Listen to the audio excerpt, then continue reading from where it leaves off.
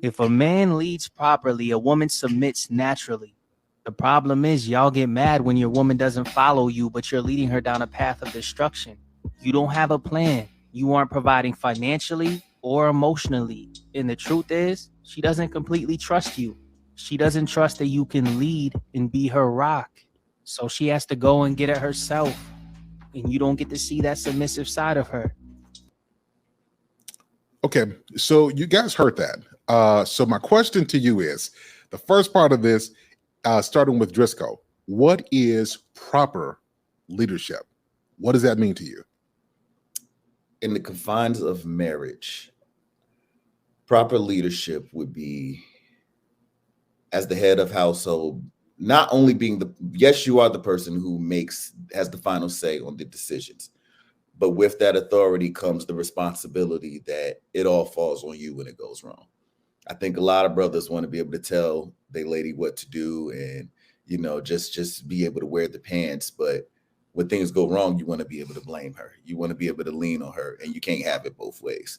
So, a great picture of that, in my own house, like if we ever in a place where we struggling financially, I personally feel like that starts with me picking up the extra load. I don't put that load off on my wife and then expect her to listen to me when I say this is the decision and the route we got to take.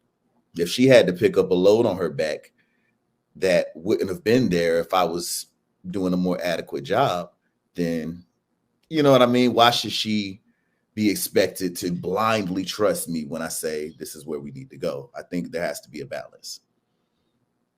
Okay. Family values. What about you? I agree with his perspective, but coming from a wife, when you are married, and I'm basing this off of biblical principles, when you choose to say yes to a man, whether he is doing his job adequately or not, you should be submitting to him. Yes, it will be harder. Yes, it will take a lot more prayer, a lot more dying to self. But in that submission, it will inspire him to be a better man. He will pick up himself and say, I'm not being adequate because she's doing everything that I almost don't want her to be such a good wife because I'm sucking as a man. So it will convict his heart to, do better. So I think, although I understand where it could be hard for women, but in the confines of marriage, there is no, if you do what is right, I'm going to submit. You're going to submit because he has given his life to you. Correct. I agree with that. If I could add one thing, though, for clarity, because one second, Dress. Go ahead. Do your thing.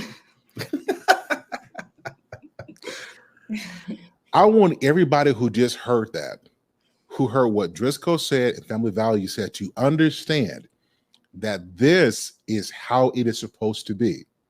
What he feels in his mind, because he knows that the responsibility is on his shoulders, his mindset, he doesn't even feel worthy of having this unless he's doing what he's supposed to do. I'm gonna tell you why this is important.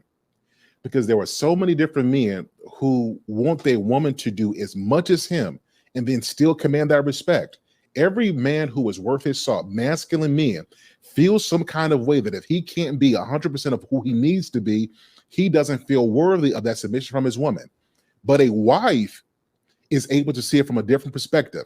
And she uses her submission to inspire him to become the kind of man he feels like he's not at that moment. I want everybody to understand that this is how it is supposed to go.